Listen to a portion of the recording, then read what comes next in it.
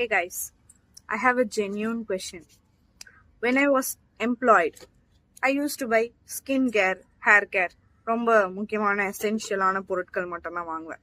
But suddenly, I'm unemployed now. But suddenly I want to buy a laptop, a lip liner, random stuff that I don't even need. But அதோட cravings வந்து tempt ஆகுது. And suddenly I want to try sushi. And இப்போ ஏதோ bus வந்திருக்காமே, hop in hop off பஸ்ஸா, அந்த பஸ்ல போகணும். Instagram randomly showing me expensive stuffs. அது எனக்கு வேண்டாம், ஆனா எனக்கு பார்க்கும்போது இப்போ வாங்கணும், அது கார்ட்ல போட்டு எப்படியாவது பை பண்ணிடணும் அப்படின்னு வந்து தோணுது. So but my bank balance is லாஃபிங் at me because I have only 32 rupees. 32 rupees. So please tell me that I'm not alone.